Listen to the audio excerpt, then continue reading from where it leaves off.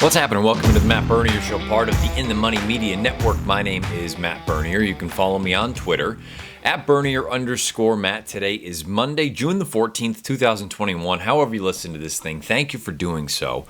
Many ways to find the podcast. If you're someone who listens just to the audio version, you have Apple Podcasts, you have Spotify, SoundCloud, InTheMoneyPodcast.com, just to name a few. If you're someone who watches along over on YouTube, search bar Matt Bernier Show. You'll get this episode along with the 69 prior. First things first, let's talk about the Friday feature because we did have a winner last week when we sort of rebooted this whole thing.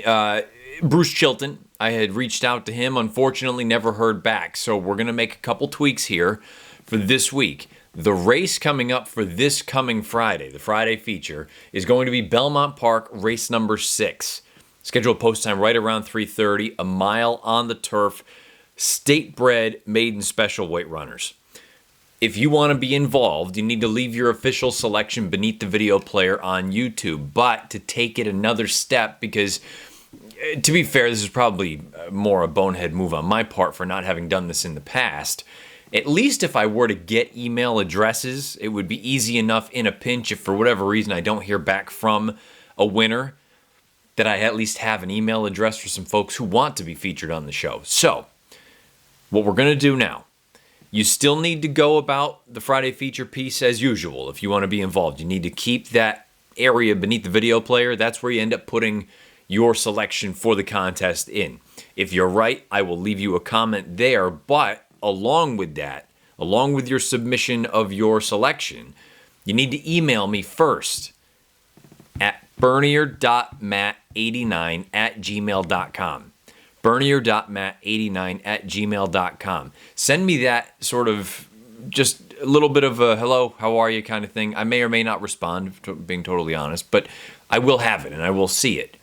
That way I can then go through and see if you do select the winner. Hopefully I'll be able to just find your email address, and it's easier than trying to play tag going back and forth about, hey, send me an email, we don't get it done on time, and here we are on Monday where we don't have a guest. So there were a few folks who correctly identified the winner last week, but unfortunately, again, bad on me for not planning accordingly for this sort of thing in the past, but now here we are. If we're going to start doing this again, maybe this is a way to be proactive to make sure that we get some sort of a guest on. So Bruce Chilton, you're part of the crew. If you want to be involved, send me an email. Again, bernier.matt89@gmail.com. You still need to leave your selection for the Friday feature beneath the video player on YouTube. That's where I'll go. Hopefully someone will correctly identify the winner, and then I'll have an email address already sort of in the books that I can go back, look up, and contact you to get something set up for this Monday. So the Friday feature for this week, one last time, is going to be Belmont Park on Friday. Race number 6, 1 mile on the Widener turf, New York breds, maiden special weight runners. So now that that's out of the way, this week's show going to dive into two separate things. One of them is in relation to this 3-year-old crop, and I mentioned it last week, and PTF and I during the Horse Player Happy Hour, which again, if you're someone who's thinking about playing in contests or you're a diehard contest player, please join us. Every Friday afternoon, we're going to go through a number of races. You have many, many things that you can win. If you finish in the top 2, you automatically qualify for the postseason. The winner of the playoffs gets a full $10,000 Breeders' Cup Betting Challenge seat. If you are the overall points leader throughout the year, in the regular season, you also win a $10,000 Breeders' Cup Betting Challenge seat. And if you finish in the top 10 every week, you end up accruing points. And those will go toward that sort of year-long contest for the point standings. And that's not even to mention that if you finish in the top 10% of the people who buy into the Horse Player Happy Hour, you get a qualifier into this Saturday's BCBC qualifier. So there are many reasons why you want to get involved and play. But PTF and I, and we also do a little live stream. We have some fun with it. So please join us for both of those, the live stream and the contest itself over on horseplayers.com. But bringing it back to what this little piece is going to be all about. Pete and I talked about it, and I had mentioned it last week, that I thought the Belmont Stakes would be the point where we could look back and say, all right, the folks who continue to, I don't want to say bash this group of 3-year-olds, but the folks who are less than enthused, let's say, about the overall quality of this 3-year-old generation, you would have thought that they were going to kind of cool their jets for a little bit. But I do continue to see that sort of stuff on social media, and it makes me wonder, especially, I believe it was Steve Bick, and I apologize if it wasn't, but Steve Bick tweeted out the chart for the horses coming out of the Kentucky Derby, and a lot of this had to do with Mandaloun, let's say, barely getting through the Pegasus on Sunday afternoon down at Monmouth Park. Wayburn made him earn it. That's another story we can talk about. Oh, actually, I'll just talk about it real quick right now. Mandaloun is, even with his blinkers being equipped, I still kind of feel like he's not a finished project. He gets real goofy when he gets out there on the front or gets close to the lead. And it makes me wonder if we do need to tweak a couple little things here. I don't know what you need to do. That's way over my head. I'm not a trainer. I'm sure Brad Cox will figure it out. But, I mean, he looked like he was going to go off and win by 5, and he ended up only winning by about a neck when I don't think, the fig, and that's what kind of will lead me into this first topic of conversation, but the fig didn't come back great. I think it was a 93 or a 94 buyer, but it wasn't bad by any stretch. And just in general, I think he is capable of doing much better. It's just he's still not totally there yet. So I see the people just in general just talking about how maybe this isn't a great group of 3-year-olds, and I've long thought this is a pretty solid group. Maybe not spectacular, but I think it's a pretty solid group, and highlighted by the horses who finished 1-2 in the Belmont Stakes with Essential Quality and Hot Rod Charlie earning 109 and 108 by your speed figures. Just for ha-has, to try to emphasize my feeling and my point, I wanted to go back and see over the past handful of years. And I did not use 2020 because 2020 was such a bizarre campaign and the way everything was laid out and how the races were run. But I went back through 2015, including 2015, and looked at the Belmont Stakes, the Preakness, and the Kentucky Derby to see where the horses who ran in those races, what they then went on to do.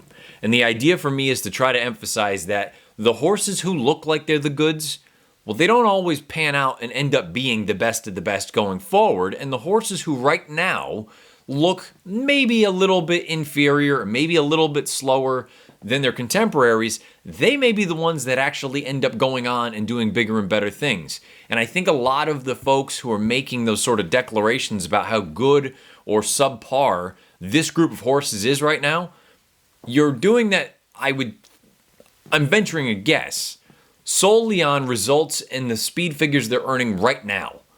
When in reality, to me, and it's been the reason that I try to emphasize, we're not really going to know what a certain group is for some time to come. We need to wait and see what they develop into, because some of these horses will take giant steps forward and some of them won't get any better at all.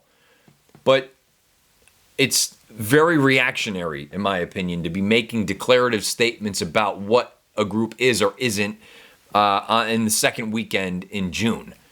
So I'm going to go through, and there are no visuals here, but it's more or less just me.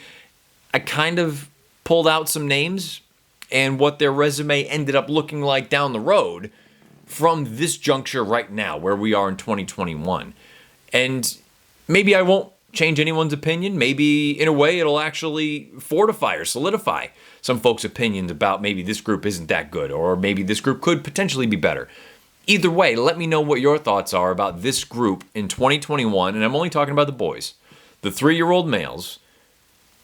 Where do you think they stack up in the big picture? Do you think this is a subpar group? Do you think it's a really, really strong crop? Do you think it's a decent group? Somewhere in between those two extremes. Let me know beneath the video player on YouTube or on Twitter at Bernier_Matt. Following that, we'll get into some Q&A, because some of you I thought brought up some good points and you had some good questions, specifically revolving around Belmont Stakes weekend, some of the performances and some of the horses that we saw from that day and days, I guess, if you want to include Friday. So we'll dive into that after. But first, let's talk about maybe in comparison where this group of 3-year-olds is compared to the prior few years. All right, so as I was talking about, the idea that to me, it's very reactionary to just sit here and say, well, because the horses who ran in the Derby have come back to do X, then that's what they are.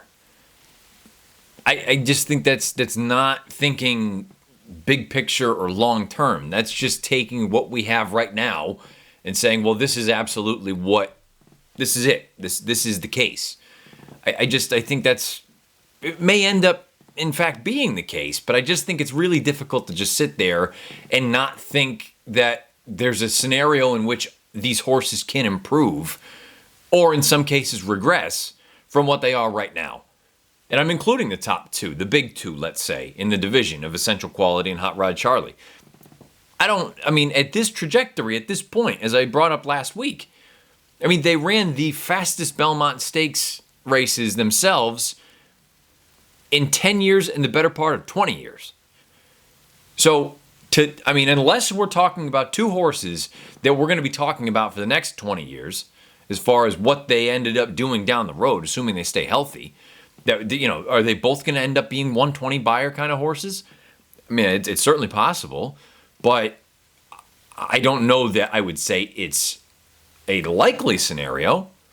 They have a good chance of doing it if they've already earned the figs that they have this early as 3-year-olds, but I'm not ready to sit here and say that it's a likely scenario. I'm also not ready to say that the horses who have earned low 90 kind of numbers from a buyer standpoint aren't capable of getting up into the 105, 110 range at some point in their career. Maybe even this year, who knows? So I wanted to go through and take a look at the past handful of years with the horses who threw the Belmont, what they had done versus what they went on to do. And you'll see that some, they took steps forward, and some, they took massive steps back. Just to sort of illustrate the idea that, because of this right now on June 14th, this is what these horses have done, that this is what they're going to be, that just seems like you're kind of cherry picking. And I'm sure some people will go through this little exercise when I run down these names and go, you didn't name X, Y, and Z, that they ended up being a complete bum. Well, I'm just picking names that we're all probably familiar with. Some of these names, frankly, I totally forgot. Random names. I'm not going to name them right now, but some of these names I totally forgot they were even racehorses. These names that I'm going to throw out, I'm sure most of us will be familiar with. And again, it's just to illustrate that you can improve by leaps and bounds, or you can basically have had your moment in the sun and never do anything on the racetrack ever again. I didn't use 2020 because it was such a weird year. So 2019, Sir Winston won the race. He earned a 95 buyer, and I'm just using basically the Triple Crown races, and you'll see that I'm just kind of bouncing around. Sir Winston won the Belmont Stakes. He earned a 95 buyer. He never earned anything that fast ever again in the races that he ran. Tacitus earned a 94 buyer in the Belmont. He went on to win one race, or has won one race since then. He's earned multiple 100-plus buyer speed figures, but he just hasn't really gotten over the hump. So from a numbers standpoint, yes, he has gotten faster. No, he really hasn't won a hell of a lot, but that's not really my point. My point is he did improve. He did get better from a numbers standpoint, and that's really all I'm kind of bringing up at this point right now, because that's what it seems to be. The narrative is that it's just a slow group. Well, again, very easy to say that right now. Jovia earned a 93 in the Belmont. He has only won an allowance race since then. Tax earned a 92 in the Belmont Stakes. He has gone on to be a multiple graded stakes winner. He has multiple 100-plus buyer speed figures. Again, Tax, a horse who finished out of the money in the Belmont Stakes, he continued to improve. War of Will, who was up the track in the Belmont. He won the Preakness prior to that. He went on to win a Grade 1 on grass, and he earned multiple 100-plus buyer speed figures. Owendale earned a 96 buyer in the Preakness Stakes in 2019. He likes to finish second. He still does finish second. He typically lands in that high 90 buyer speed figure range in his races. So we haven't seen a great deal of improvement from him. He kind of has stayed the same. And I'm on record saying he's being campaigned the wrong way. He's a one-turn horse. Get him to 7/8 of a mile or a one-turn mile. And that's it. Don't run him going 2 turns. Warrior's Charge. 94 in the Preakness. He has one graded stakes win, and he has earned multiple mid-90 buyer speed figures. Another horse who kind of what you saw is what you got that day, or from his Triple Crown campaign to where he is now. Improbable Improbable was the favorite in the Derby and the Preakness those years. In the Preakness, he earned a 93 Beyer speed figure. He went on to win multiple grade 1s as a 4-year-old, and he earned multiple high 100 Beyer speed figures, up into the 1-teens. So, clearly a horse who improved as he got older. Code of Honor. In the Kentucky Derby, he earned a 97 Beyer speed figure. Since then, he has gone on to be a multiple graded stakes winner. He has earned multiple 100-plus Beyer speed figures, despite never living up to what I think some had for expectations for him. He was a very good horse. Not a superstar, not a Hall of Famer, not one that's going to go down in sort of the annals of time that, oh, he was exceptional. He was a good horse. He won the Travers, did so very impressively. He improved from the Kentucky Derby. That's the big takeaway from this little exercise. By my standards, an 86 Beyer in the Derby, sidelined for quite some time. Since then, multiple graded stakes winner, multiple 100-plus Beyer speed figures. So you get a mixed bag out of the horses that I just rolled through from 2019. Some of them, that was basically it. Others took marginal steps forward, others took steps back, and others took significant steps forward to go on to do bigger and better as they continued on. Let's go to 2018, because 2018 is a fascinating group to me. Gronkowski. Now keep in mind, 2018 was justified. He won the Triple Crown. Gronkowski, a 99 Beyer in the Belmont. He was a runner-up in the 2019 Dubai World Cup. He hasn't won a race since. He's been over in the Middle East. They've run him on turf even. I don't even know if he's still in training. But point being, the Belmont was basically his high point. I guess if you want to include the runner-up in Dubai. Hofberg, 97 in the Belmont. Many people, myself included, thought he was going to turn into something, and he never did. Mid to high 80 Beyer speed figures following that. He never got any better. So, in fact, he actually regressed. On the flip side, you have a horse like Vino Rosso. 97 in the Belmont Stakes. He goes on to win the Breeders' Cup Classic, multiple Grade 1 winner, multiple 100-plus Beyer speed figures. So just in those 3 horses right there, you're seeing pretty massive differences in what you saw from them at this point in their career, coming out of the Belmont Stakes, where they all looked relatively close. Well, guess what? In hindsight, they weren't close at all. One ended up being head and shoulders above the other 2. One of them never really got much better. The other one regressed. That's my only point about, again, and that's what this whole exercise is trying to compare it to what we're looking at right now and saying, don't just automatically buy into the idea that what you see is what you get from these horses, because that's not the case. Tenfold, 93 Beyer in the Belmont. He's gone on to win multiple graded stakes races, but he lives in the low to mid 90 range from a Beyer speed figure standpoint, so he never got really any better. He's just been placed appropriately by Steve Asmussen, picking up checks where he can, occasionally gets a win. Good Magic. In the Preakness Stakes, he earned a 95 Beyer. He went on to win the Grade 1 Haskell with a 98 Beyer. He ran one more time, and that was it. So, who knows? Maybe Good Magic could have been a horse that went on to do bigger and better. What he did do in those 2 races subsequent, he won one of them with a comparable fig, and the other one was a disaster, and we never saw him again. Instilled Regard, one of my favorites, finished 97th. Finished 4th in the Kentucky Derby with a 97 Beyer speed figure at $1,000,000 to 1. He went on to be a multiple graded stakes winner on grass, including the Grade 1 Manhattan, with Beyer speed figures on a number of occasions over 100. Safe to say he improved. With a surface change, something you're also going to find in common with this next horse. Wasn't a surface change, but he was doing something in the Derby that he didn't want to do. Firenze Fire, also in that Kentucky Derby, he earned a 69 Beyer. He's gone on, and we know he's still racing. He's still as good as he's ever been. Multiple graded stakes winner, sprinting on dirt, and he has multiple 100-plus Beyer speed figures. I'm sure some folks, and to be fair, he never really felt like the horse that would appreciate going longer, but I would be willing to bet somewhere out there were people that after the Derby in 2018, they said, I knew Firenze Fire was no good. Or, you were wrong, and he's really good, he just didn't want to do that. Instilled Regard, you could kind of make that same sort of case, that I think he would have been just as good on dirt. Maybe not just as good. Maybe a notch below. But once Chad moved him to the grass, he became a grade 1 winner. That's all I'm saying. And I hope people are picking up what I'm putting down here. And just because I think this group here in 2021 is pretty good, I could be wrong. But I'm not definitively sitting here saying, because of this is what we've got going forward. Because Essential Quality earned a 109 in the Belmont and Hot Rod Charlie earned a 108 in the Belmont, that they're going to go on to be Hall of Famers.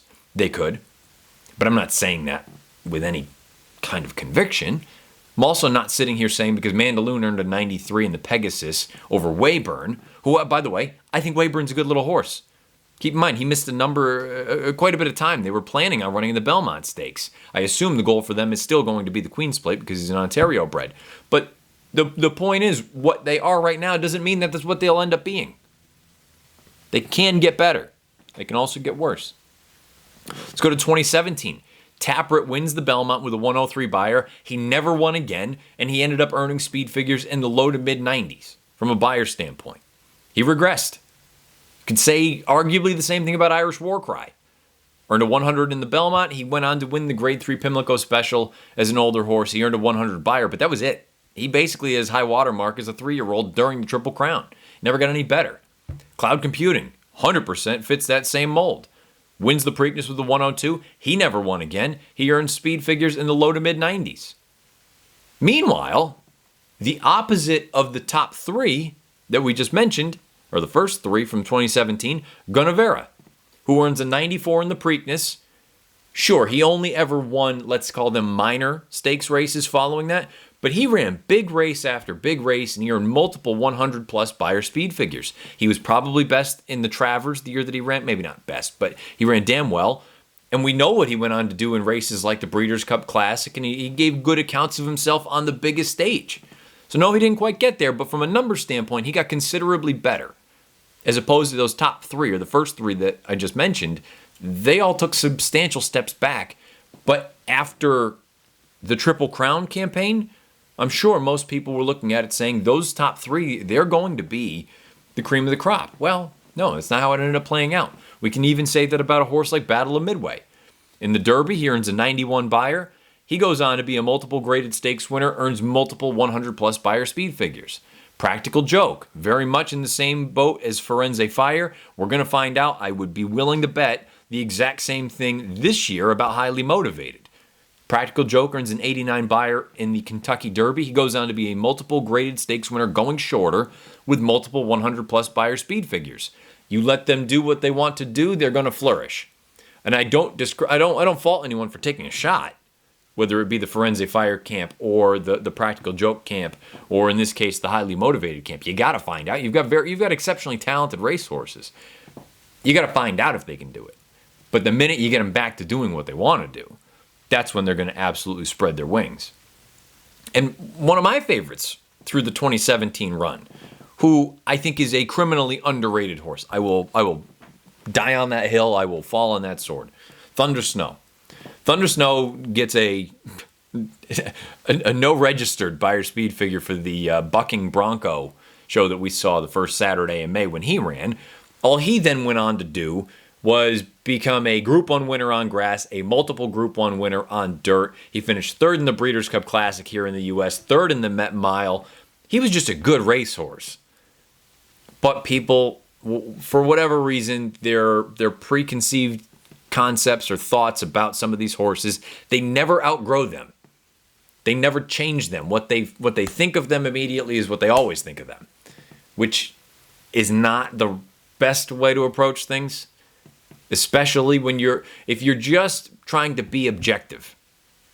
You can't let your preconceived notions get in the way, or at least be willing to acknowledge, you know what, I was wrong, or what I thought initially, not the case. So I'm sitting here saying I think this group in 2021 is pretty good, despite the fact that you've only got a couple that have run really exceptional speed figures. I'm keeping the door open to the fact that I may be wrong, but I'm also not, sticking my flag in the ground saying outside of a handful of horses, the group was no good. That seems a little bit aggressive to me.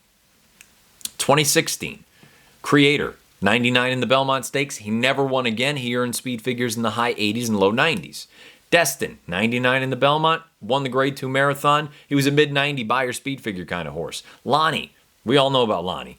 97 in the Belmont. He never won again anywhere in the world.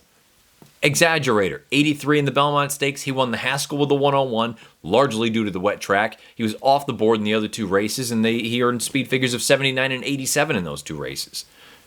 Lauban, 84 in the Preakness. He goes on to win the Jim Dandy with a 101. It was the only race he ever won. He broke his maiden in the Jim Dandy. Now, I've just listed 5 horses who, from a credential standpoint at that time, they probably had done the most throughout the Triple Crown. And then now I'm going to name 3 horses who also ran in those 2016 Triple Crown races at some point. And you tell me, at the time, what people thought of them versus now in hindsight compared to the first 5, compared to Creator, Destin, Lonnie, Exaggerator, Lauban.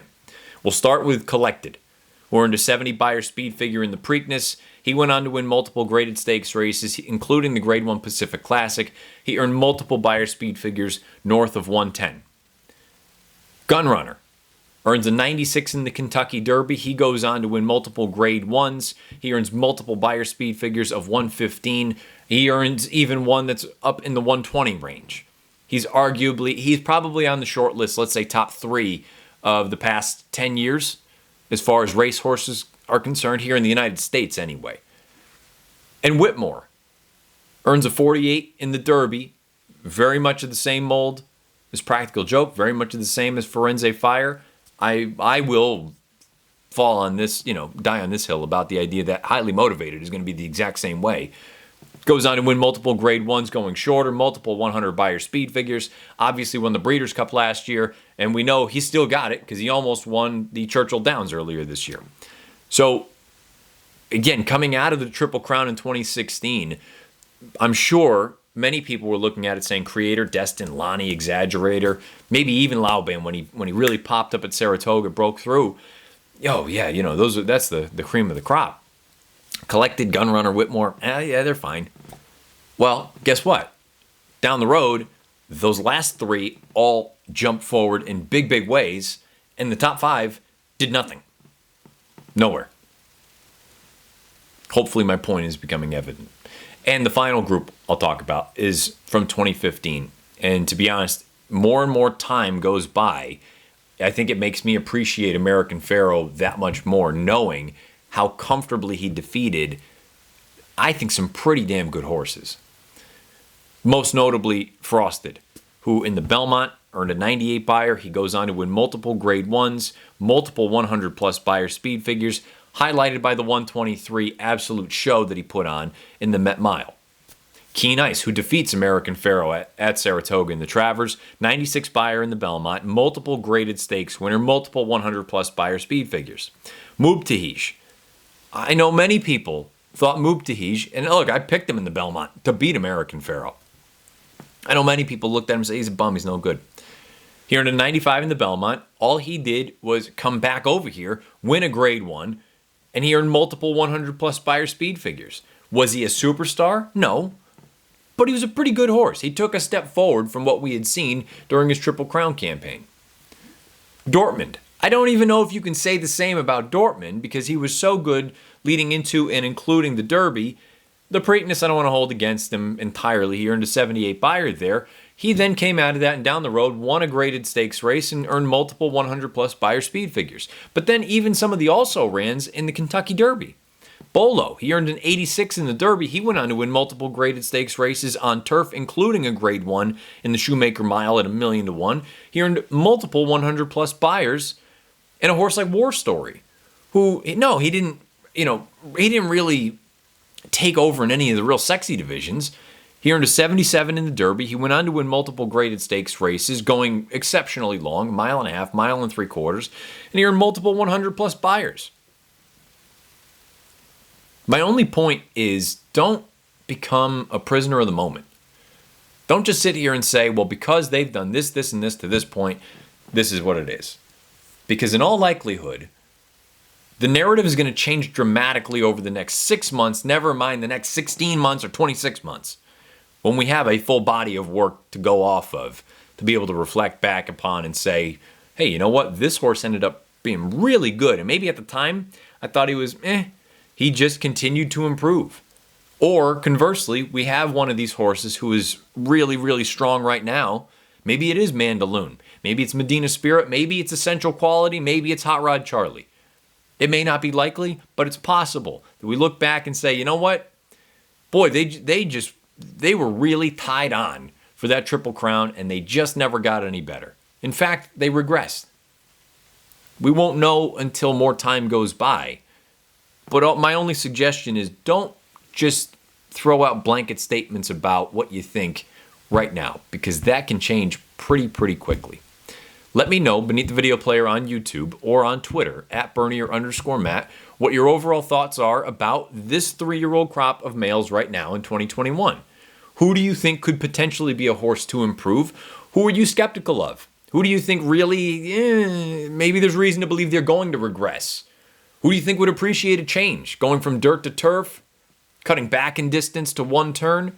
Those sort of things. Who's going to really excel when they're allowed to do what they want to do? Or is this as good as they're going to get? The beautiful thing about this, no one knows for certain. I hope you keep an open mind. That's all.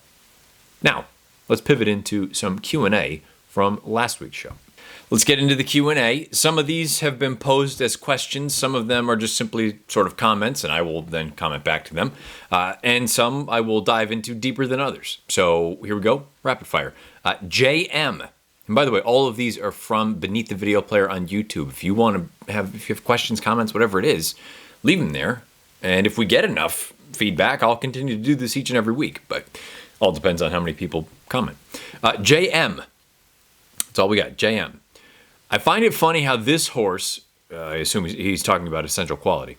I find it funny how this horse still don't get respect. And I'm reading it verbatim. So when he went with Highly Motivated in the BG, Bluegrass, everyone was more impressed with HM, Highly Motivated, and knocked EQ, Essential Quality, for barely winning because Highly Motivated did the dirty work, yet Essential Quality went with him.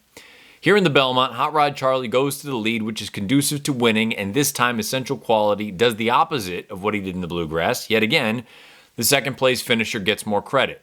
I don't know why Essential Quality or any Derby favorite or 2-year-old champion is always being knocked harder by handicappers than any other horse. JM, thank you for the comment. Disagree entirely with your premise, and maybe I'm guessing a bit here, but you very clearly are an Essential Quality fan. Very much the same way that I was hearing things about some of these other horses. When I have anything that's not just glowing, I immediately am someone who doesn't like the horse, but yet as a fanboy, like a Medina Spirit thing, the amount of people that just came out of the woodwork and said, you don't get them, you don't get them. No, I'm just pointing things out. It doesn't mean that I dislike the horse. What the hell do I have against a horse? Horse is an animal. I like all animals. I will be honest, though, the chipmunks in my front yard right now, they're doing a number. They're digging holes all over the place. We have a woodchuck that lives under our shed. We have a lot of wildlife around where I live. Talk about a tangent. I didn't mean to do this, but we're going to go down this road. We have chipmunks all over the place. We have a woodchuck that lives under the shed. We have deer out back in the woods, which is fine. But they're bringing ticks, and we have ticks everywhere. So now we have to have some guy came last weekend spraying, and apparently he looked like he was from Ghostbusters. And he was using what effectively was a leaf blower at 7 o'clock in the morning, so I'm sure the neighbors loved that. We have birds everywhere, which is fine. I don't mind the birds, but it's like a wildlife sanctuary out here. I like animals, as long as they're not doing damage to my lawn. And right now, the chippies, they're getting a little chippy. I may need to figure out an alternative solution to, I don't want to do away with them, but just get out of here. Just get out of here. Anyway, back to this piece at hand. So, JM.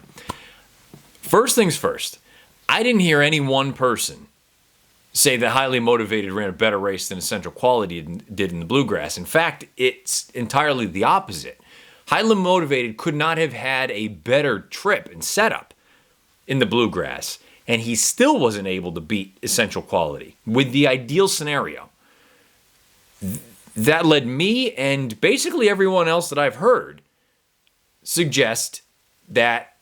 Now keep in mind, some people thought that Highly Motivated would move forward out of that effort, and perhaps he was taken out of his element. A rule of thumb: I don't care what your running style is. Use this to me is gospel. I don't even remember who told me this years and years ago, but I think it's 100% true. Horses will run their fastest when they are allowed to control things on the front. If you can go to the front and you can do it all well within yourself, that's when you're going to get the best out of them. Now, if they have distance questions like a Highly Motivated does, which is what I think ended up biting him in the bluegrass, that's that. You're not going to be able to overcome that, but you can get damn close to it. Essential Quality ran a much better race in the bluegrass than Highly Motivated did. He also was a lot closer to the pace, which in a perfect world, and Brad Cox has even said so, not ideal. They'd like him to be a little bit farther off of it, where he's got something to run at, as was the case in the Belmont. Now, the difference between the Bluegrass and the Belmont, he won the Bluegrass having to basically go and run down a horse who had everything go his own way. In the Belmont, he went and ran down a horse that effectively did the dirty work, put away the other speeds, and still had something left in the tank. Now, if you want to go through and critique who ran the best race in the Belmont, that's a totally fair assessment, especially when you consider how wide Essential Quality was throughout the run. Maybe sort of the fast fractions from Hot Rod Charlie and the ground loss from Essential Quality, maybe they kind of mitigate one another. And the result was perfectly, I'm not saying one horse was markedly better than the other. I believe with the pace situation that perhaps Hot Rod Charlie ran a better race than Essential Quality did in the Belmont. JM, you're also completely glossing over the fact that I think the vast majority of people have alluded to the fact that Essential Quality probably ran the best race in the Kentucky Derby, and unfortunately, because of circumstances, he finished fourth. With a cleaner go of it, or a better trip, he probably wins the Derby. So I don't know what you're saying when you say he don't get respect, verbatim. But I'm not following you there. I think Essential Quality gets the respect he deserves. Maybe people aren't ready to put him in the Hall of Fame just yet. But if he continues on this trajectory, there's no reason to think that he won't receive the accolades and the sort of adulation that he deserves if he continues on this path. So there's that. Nick Teckle. Matt Baby, you... sorry, gotta start that again. Matt Baby, you was doing great analyzing the race until you mentioned Life is Good. That wasn't good to compare him with EQ and HRT. Nick, thank you for the comment. Keep in mind, from a speed figure standpoint, that's what I'm talking about. Life is Good, the fig that he ran earlier this year in March, was almost as fast as what these two horses just did at the beginning of June. If Life is Good had stayed healthy, there's reason to believe he at the very least would have been in that ballpark. Maybe he wouldn't have defeated either of those horses last Saturday or 2 Saturdays ago, whenever you're listening to this. Point is, from a numbers standpoint, your statement is not accurate. Life is Good is relatively close as far as the fastest races of those three are concerned. And they're the only three that have run races that are that fast. So, sorry, Nick.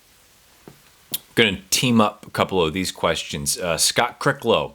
I thought Domestic Spending ran a tremendous race. I'd be interested to hear what you thought of him and Gufo in the Manhattan. Philip Weinberg. Straightforward, right to it. You need to talk about the Manhattan. Gentlemen, thank you for the questions and comments. Let's start with just the overall race itself.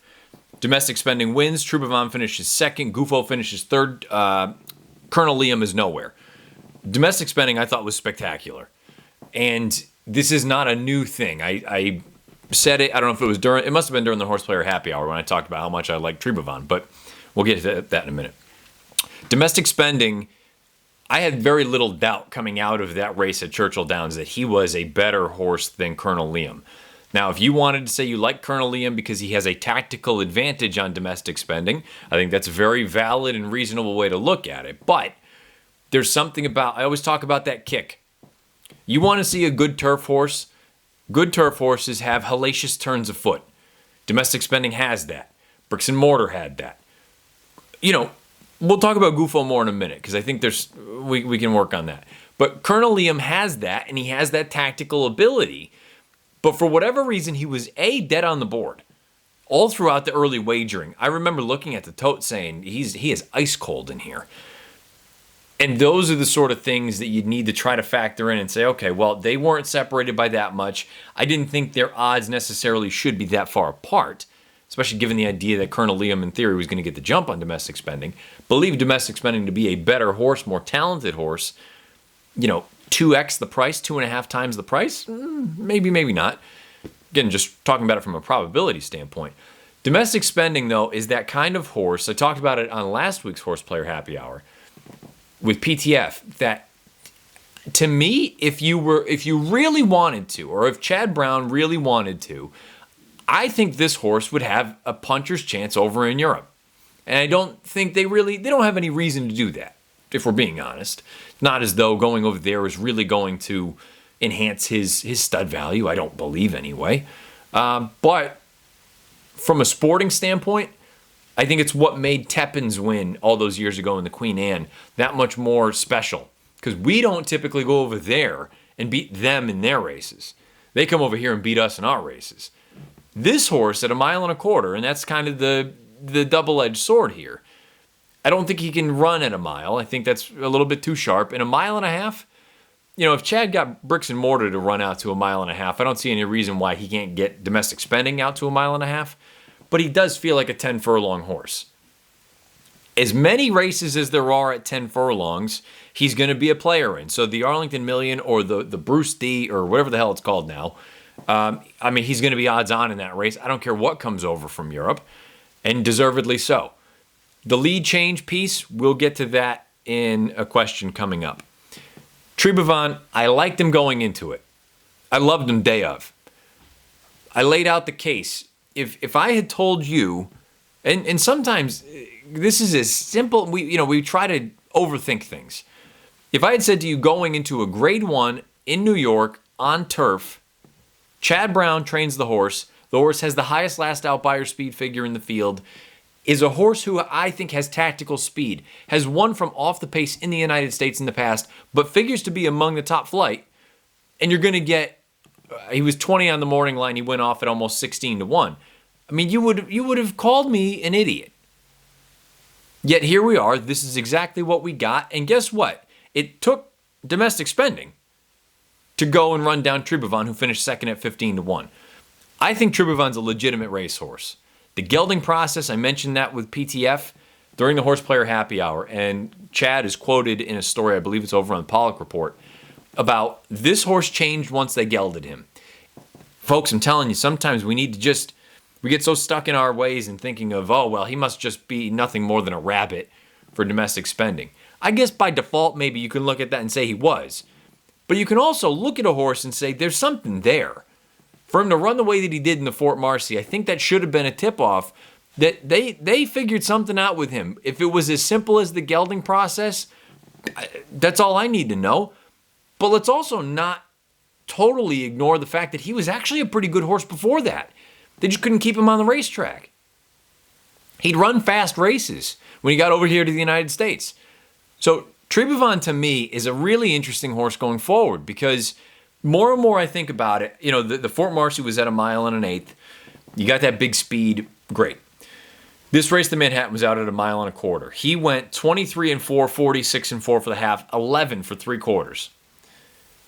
I do wonder, with what we were just talking about with Domestic Spending, I'm going to just purely guess. Purely guess, things may change. Assuming he stays sound, it sounds like the race at Arlington in August is the next target. And honestly, I'd be surprised if they ran him back before the Breeders' Cup. Well, that leaves all of the races at Saratoga wide open. One of them, I believe, is the Bowling Green. Is it the Bowling Green? Something like that. But more notably, the Sword Dancer. Now, the United Nations is also open at Monmouth Park. Those two races, let's talk about those two because they're both grade 1s. The UN and the Sword Dancer are at 1 3/8 miles, unless they've changed it and I'm not aware of it, and 1.5 miles. more and more I think about it, Tribhuvan relatively easily made the front going 23-4 at 1.25 miles with some other legitimately fast horses in the race. By the way, I saw enough people say, oh yeah, nobody was really making up any ground. Because Tribhuvan was running his ass off. You take a look at the top six finishers in the race, a 1/2 mile into the race, were 7th, 10th, 6th, 9th, and 8th. With the exception of Tribhuvan, who finished second, and he was first by 4.5 lengths clear. The horses who were 2nd, 3rd, 4th, and 5th, 1/2 mile into the race, finished 7th, 8th, 9th, and 10th. If that doesn't tell you how well that horse ran, no, he's not domestic spending, but domestic spending might be a legitimately special horse. Tribhuvan's a grade 1 horse. I'm saying that right now. I've seen enough. He's earned the figs, and he's earned them the hard way. Stretch him out a little bit more, because I don't think distance is a problem for him. And at 1.5 miles, especially in New York, no one wants to go. If you let a horse like this get a 1/2 mile in 50 instead of 46-4, or hell, even 48-4, give him an extra 10 lengths that he can take a breather, and then just let him out a notch round in that third turn for going 1.5 miles. Nobody is going to run him down, including Gufo, who will be the last piece that we talk about with this one, because he was actually specifically brought up by Scott Cricklow. Gufo is a horse that I don't doubt the talent. The talent is there. Talking about that turn of foot, and that's what you can, to me, that's what separates a really exceptional turf horse from a good turf horse. Especially if you have no early speed, which Gufo, unfortunately, he has nil. Quite literally, no early speed. So, one of two things, and probably both, to be honest. Christophe Clement, I mean, again, you don't need me to tell you, he knows a hell of a lot more than I do. I mean, the horse needs something, because he's far too far back in a race that had a big pace. He's still spotting a horse like Domestic Spending. It was something silly down the backside, like 6 lengths. Yeah, you got a wicked turn of foot. You can't run Domestic Spending. You can't spot him 6 lengths and expect to run him down. Maybe blinkers get him a little bit closer. The other thing, though, that makes me think about the blinkers is off the far turn at the top of the lane, Rosario hits him left-handed. He almost comes out of the picture. He floats out probably another 6-7 pads before kind of righting the ship. He finishes just as fast as Domestic Spending does. Domestic Spending 22.62, Gufo 22.69. The 1/4 mile prior to that, Domestic Spending 23.32, Gufo 22.74. I mean, he rolled home for his final half. The problem is his first 3 quarters were in 25.78, 24.16, 24.39. Those are 3 of the slowest in the entire field. He's just got no early pace. So maybe blinkers will get him a little bit closer. He kind of reminds me a little bit of Sadler's Joy. That ride needs to be timed perfectly for you to have a chance. Either you have too much to do, and perhaps he has more stamina, but I mean, this has kind of become a thing with Gufo. I mean, you go back and take a look. The Manhattan, he's $1 million out of it. He comes with a wicked leg kick. The Man of War, he's $1 million out of it. He's got big pace to run at that day as well. Comes with a leg kick, can't quite get up. The Hollywood Derby, $1 million out of it. Gets his final 8th in 10.65, loses by a neck. The Belmont Derby, yes, he wins. Is it a surprise, though, that he was only 4.5 off of it, as opposed to 14 off of it? I think that's something to consider. He somehow has to be closer, because the kick is there. The talent is there. He's just left with too much work to do against animals that are this good. So I'm not questioning his ability. They got to do something, though, to get him into the race earlier, because otherwise he's just going to continue to do this. Run 2nd and 3rd in big races as opposed to get the top money. He reminds me of Sadler's Joy. Bricks and Mortar, I get the I feel like Domestic Spending, he does remind me of Bricks and Mortar. That's high praise. Horse of the Year, potentially. Gufo reminds me more of Sadler's Joy, who, wicked turn of foot, probably going to be around for 100 years. Really good horse. Got to get closer, because you're not going to be that successful at the highest level running like that. And Tribhuvan, If somehow Chad hears this, maybe I'll have to send him a note. 1.5 miles, please. Because I think he's a grade 1 horse. That's my call with Trebervon. So that's that. Bruce Meyer and John Peruso with a couple of sort of similar questions, different questions themselves, but both pertaining to Knicks Go. Let's start with Bruce Meyer. I'd like to hear your opinion of Knicks Go moving forward. His Met Mile performance really has me questioning what he will deliver in future races. John Peruso.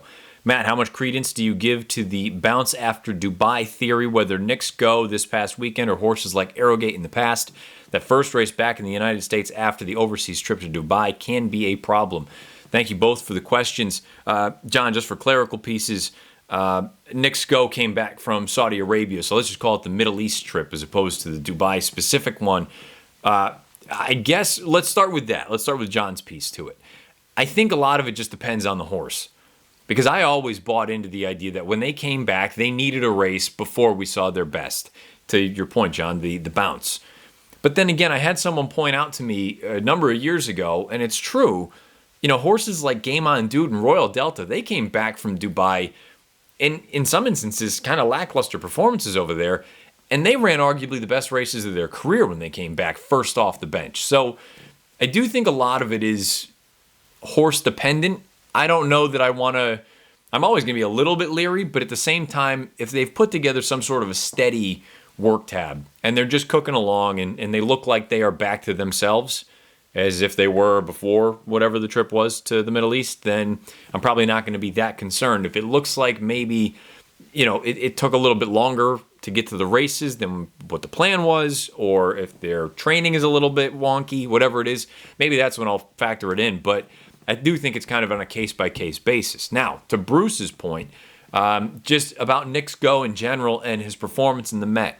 I thought his performance in the Met was god-awful. And I had said to a few different people, said it to Mike Mutnansky when we were doing our seminar down at Mohegan Sun. I said it to PTF. Said it to a few different people.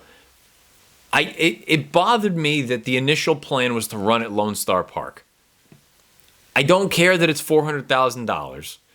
If you have a horse who you think is a legitimate grade 1 runner, you go to the Met with a purse of $1 million, especially when it's a field of 6. And the only reason you went was because Charlatan wasn't there. I do understand a little bit of that, but even so, if you think you're a legitimate grade 1 animal, you go to the Met. Why would you go to Lone Star? No disrespect to Lone Star Park, but why would you run in that race as opposed to the Met Mile, which we talked about a couple weeks ago? There's an argument to be made that outside of the Triple Crown of the Breeders' Cup, it's the most prestigious race in the United States on dirt. Why would you, it wasn't even, there was a moment of, do we really want to go? Well, maybe we know now why. I had heard that there was talk that he really likes to run on the turns. So 2 turns at a mile is better than 1 for him. Maybe, look, his 2 less than stellar performances back-to-back have come in one-turn events. Maybe there is something to that. I don't want to totally write him off because I still think his fastball is legit. I think he still can run a big race, but I mean, he continues to be a very difficult one to trust. If for no other reason than if he doesn't make the lead, I don't think he's going to do anything. So maybe you give him one more shot on a big stage. Assuming he comes out of this in good shape, maybe you look at a race like the Whitney at 1 1/8 at Saratoga and you say, this is his last chance at this level. Or you start, at least from there, you'll work backwards to a race like the Breeders' Cup Dirt Mile, which at Del Mar this year will be 2 turns. But maybe you give him a shot at the 1 1/8, which he won at down at Gulfstream in the Pegasus. And you say, we're going to just try to bottom the field out. And if he's able to do it at 1 1/8 at Saratoga against a good field, okay, then maybe you can continue to think about the Classic. Because I'm still not entirely sure if it's... frankly, I don't know what the deal is. I firmly believe he wouldn't pass a parked car. That hasn't changed. But if he can get the lead, I think he's dangerous, which makes that performance in the Met that much more puzzling. He was terrible. He had nothing. It also makes me wonder a little bit about the two-turn thing, that maybe there is some validity to it. I still don't like that there was even consideration to not run in the Met. I'd like to think maybe you go to the Whitney, and that's sort of the last-ditch effort, and you say, look, we're either moving on toward the Classic at 1.25 miles, going 2 turns, or we're moving on toward the Dirt Mile, and we'll try to, defend the crown again this year, this time at Del Mar. I don't know. He's very polarizing. And as is always the case, I think price needs to be the guide. Let's just say, hypothetically, he ends up in the Whitney, and you get Mystic Guide in there, and you get Happy Saver, who it sounds like those two will be squaring off in the Suburban in just a few weeks at Belmont. Add in anyone else that you want to that mix. So good horses that are going to take money. If all of a sudden Knicks Go goes off at 5-1 compared to the odds on that he was in the Met or any of these other short prices he's been recently, I may gamble, and he looks like he's controlling speed. I might gamble to find out that, 17% of the time he's going to be able to wire the field. I'll take a shot. If he's 2-1, he's not nearly as appealing. But just from the race horse himself, I don't really know what you want to do. Maybe there is something to the one-turn races, because his last 2 have been the real bombs, the real duds, and he's always going to be dangerous with that speed that he possesses. So we'll see what happens. Gentlemen, thank you for the comments. Theodore Bezel. Matt, the old lead change narrative took a big hit on Belmont Day. Search results and domestic spending certainly don't run the right way. Even by my standards, found another gear when he swapped back to his wrong lead. For the record, I agree it is typically a bad sign. If these Klarovich horses figure out what they are doing, watch out. Theodore, thank you for the comment. I disagree in that it took a hit. You're correct to point out that those 3 horses at certain points did things that were a little bit quirky. I believe, if my memory serves correct, search results never even changed. That's not new for her. And as I've said before, there are always going to be exceptions to the rule, especially when we're talking about exceptionally talented horses who can get away with it. It's the same as in the NFL or in Major League Baseball or whatever it may be, where mechanically you have certain folks who do things that you wouldn't teach someone to do that, but they're just that gifted. Domestic spending and search results appear to both tick those boxes. Now, you'll also have instances where, I think of baseball, I was a pitcher back when I was playing, and you get tired, your arm starts to drop a little bit. Well, you're trying to get a little something extra out of there. It's not ideal, but maybe it gets you an extra an extra 10, 15 pitches. Gets you an extra inning maybe. By my standards, in my opinion, was exhausted. And that's why he flipped to the left lead late, and then he quickly went back to the right lead. It was also his first time going 1 turn. I think that 1 turn can be a little bit more taxing than the 2 turns. I'm not disputing your point in that these are 3 horses who ran well, and they didn't do everything the way that we would like to see them do that.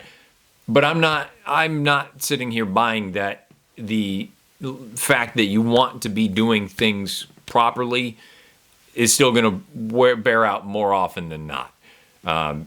In big races, with the exception of the exceptional talents, I don't think it's really the end of the world. The one thing I will say about By My Standards, it was his first time going 1 turn, so I'm at 1 mile anyway, I believe, unless he did it very early on, but I doubt that. I'll be a little bit kind, but this is very similar to what he did when he won the Ali Sheba last fall and then went off form. I like that it was an aggressive move, that they were the opposite of Knicks Go, in that they were going to Lone Star all along.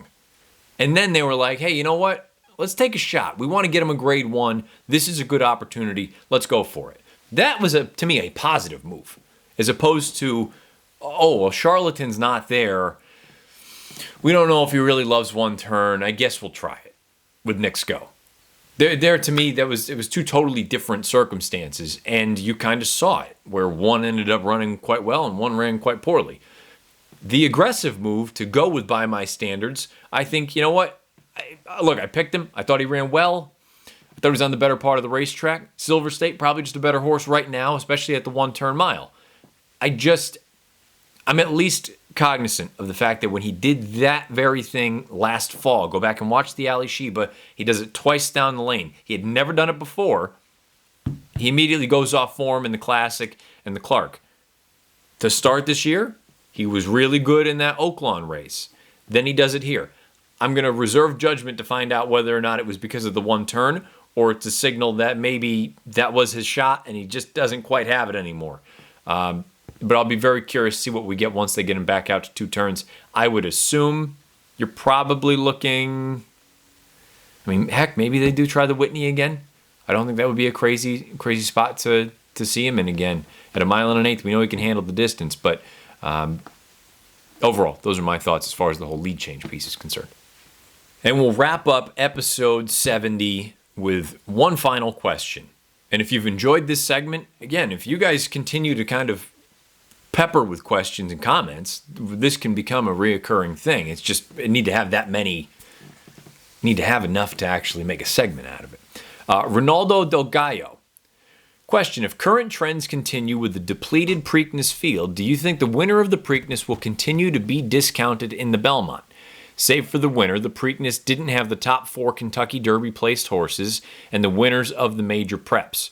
Did you notice Rombauer did not come close to morning line odds? Also, while he came in third, he lost by a country mile. Ronaldo, thank you for the question. Thank you for the comment. Your point about, look, he was well beaten by the top 2, but to be fair, the top 2 ran, as I said at the top, the fastest Belmonts in the better part of 20 years. So I'm not going to hold that against Rombauer. If you took them out of the race, both Rombauer and Known Agenda more or less ran races that, sure, they would have been slightly slow for the past 10 years from a Belmont winner standpoint, but they weren't far off. They both ran mid-90 buyers. I thought Rombauer ran quite well in the grand scheme of things with the quick turnaround going out to a mile and a half, catching a much deeper field. As far as the current trend with the depleted Preakness field, the only thing that I think it's going to do is make it easier for Triple Crowns to be possibilities at Belmont. And when I say possibilities, not to successfully win the Triple Crown, but to have a Triple Crown on the line at Belmont Park. Because there are fewer and fewer folks who want to turn around in 2 weeks, if you don't have the Derby winner, to run in the Preakness. They would rather point toward the Belmont or do something similar to what Brad Cox and company did with Mandaloun. If your goal is to run in the Haskell at a mile and an eighth, probably don't need to empty the tank at a mile and a half. Let's get a local prep into him, see if he can handle the racetrack, and kind of, build out our schedule from there. So the Derby winner, in most instances, is always going to be running in the Preakness. You're probably going to get a less than stellar field that surrounds him, potentially just leading to more opportunities for a Triple Crown to be on the line. I tend to agree. I mean, I think it's just the modern nature of the racehorse that they just don't run them as frequently as they once did. I don't know that it's good, bad, or indifferent. The Preakness is going to be the loser, unfortunately, just because of where they are positioned, being so tight between the two. Because if you took the Preakness out of the equation, the Derby to the Belmont is actually a very reasonable time frame. It's about 5 weeks. That's no different than the local prep. Let's just use the Jim Dandy into the Travers, then the Pegasus into the Haskell, then the you name it into the you name it. Typically, that's kind of what you're looking at. These final round of prep races leading into the Breeders' Cup, about 5-6 weeks. So unfortunately, the Preakness is just going to be that race that it's so much of it is going to revolve around the Derby winner. And if the Derby winner, look, that's a good thing for viewership and for attendance and things like that. People are very excited to see if we can get the Derby winner home to move on to have a Triple Crown bid at Belmont Park a few weeks later. But from the race itself, yeah, I mean, I think that's going to be to its downfall, unfortunately, that most connections are going to look at it and say, you know what, if we want to run in another Triple Crown race, unless you have no interest in running in the Belmont, in which case maybe you do come back in the Preakness, and then you sit out until the beginning of Saratoga, and you give your horse about 2 months to just kind of take a breather, get back into the swing of things, and then have them ready to go for the late summer campaign. But yeah, I think you're onto something there, Ronaldo, and I appreciate the comment and the question. So that'll wrap up the Q&A. If you have any questions, comments, whatever it may be, beneath the video player on YouTube or on Twitter at Bernier_Matt. Again, the Friday feature this week is going to be Belmont race number 6. You need to leave your selection beneath the video player on YouTube. You also need to email me ahead of time. Bernier.matt89@gmail.com. At least that way I will have a way to get in touch with you if you have correctly identified the winner, or if for whatever reason we can't get something set up with the winner, I can reach out to somebody random and we can make something happen for that following week for the Friday feature. But again, Belmont Race 6, a mile on the turf for New York-bred maiden special weight runners. Looking forward to that. The weather looks good. Don't forget Horse Player Happy Hour coming up again this Friday. Myself, PTF, get involved with the contest. All the details are over on breederscup.com, and the contest itself is over on horseplayers.com. And if you have questions, comments, concerns, as always, you know where to leave them. Well, I'm still going to tell you anyway. Beneath the video player on YouTube or on Twitter at Bernier_Matt. However you listen, please rate, review, and subscribe.